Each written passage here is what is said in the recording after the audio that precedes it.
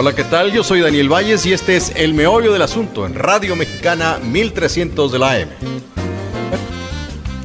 Hola, ¿qué tal? Gusto en saludarle. Cuídese, la ciudad está hecha pedazos.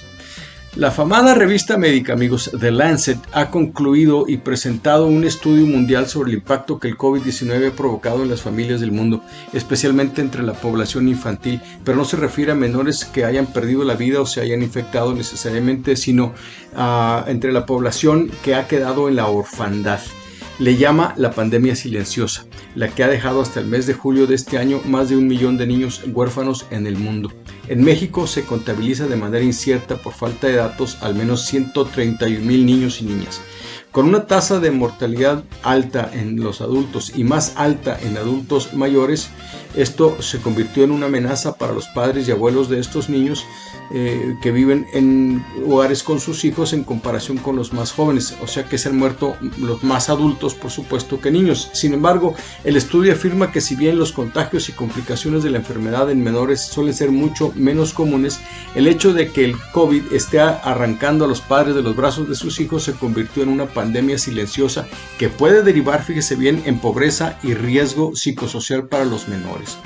El caso mexicano que destaca el estudio de The Lancet dice que de entre los 21 países donde se tomaron las muestras estadísticas, México tiene 131,325 huérfanos de padre o madre. Además, aunque los casos son mucho menores en todo el estudio, también es el país que con 32 casos es el mayor en doble orfandad, es decir, murieron ambos padres.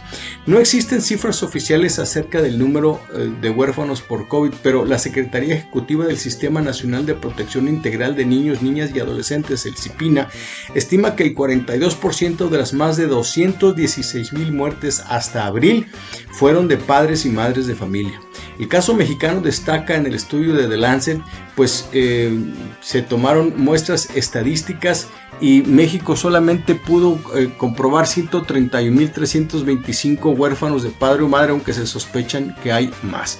Este es otro dato aterrador que nos muestra el tamaño de la pandemia, amigos, el horror que representa el no haber tomado con la seriedad del caso por parte de las autoridades de salud que conforman, bueno, ya sabe usted, el gobierno de los estados y el gobierno federal.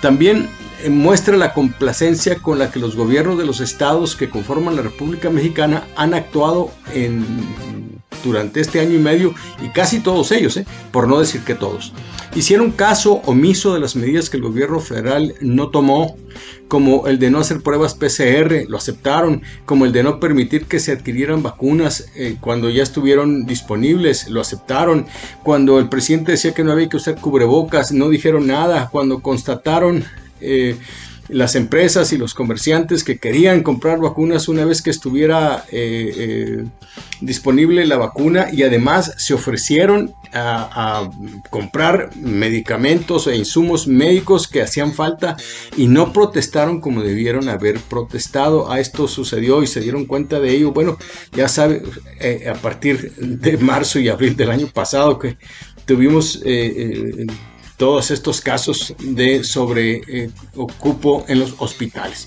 El colmo fue cuando los gobernadores, todos, no elevaron una gran protesta y reprobación por los comentarios irresponsables y sin fundamento científico que don presidente emitía, como el de usar una estampita religiosa para detener la pandemia, como eso de que siendo honrado era como estar vacunado porque la honradez protegía a la persona honrada, o como aquello de que el pueblo, por ser fuerte, iba a sanar al pueblo. Patrañas viles que permitieron todos los gobiernos de los estados sin decir ni pío.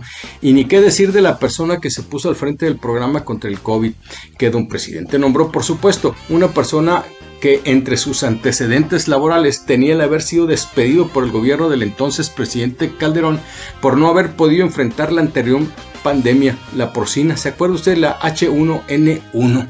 El doctor Hugo López-Gatell, tal vez esa era su mejor carta de presentación, el que fue corrido por Calderón, pero él debe de ser el principal responsable de esta pandemia, la silenciosa y de miles de muertos que se han dado en México. No quiso contradecir a su jefe, pudo más la ambición, el egocentrismo y la sumisión abyecta que ha presentado el médico desde el inicio de la pandemia. Su falta de carácter Bueno, no es la causa principal, pero es un elemento muy importante para que México tenga este deshonroso, penoso y doloroso lugar en cuanto a huérfanos por la pandemia. Y eso no es todo. También nuestro país tiene la nada digna primera posición en fallecimientos por COVID entre el personal médico que atiende la pandemia. Un estudio de la UNAM revela que México es el primer lugar en América Latina en defunciones de personal de salud, con un total de 4.084 casos registrados, casi 40% de total en el continente, hasta el pasado 21 de julio. Y esta estadística también incluye Estados Unidos y Canadá. Amigos, tenemos muy malos lugares en todo lo que es esta pandemia. Somos el cuarto país atrás de Brasil, Estados Unidos y la India en muertos o fallecimientos por COVID. Y esto no termina aún aquí. La tercera ola está en proceso y falta.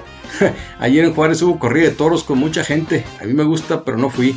El miércoles viene el América y el estadio estará lleno. Y el 30 de agosto, llueva, truene o relampaguee, los niños van a la escuela. Y así es el meollo del asunto. Yo soy Daniel Valles. Le deseo que no caiga en un hoyanco y que su carro permanezca sano. Y que a usted le vaya muy bien en este inicio de semana. Hasta entonces, gracias.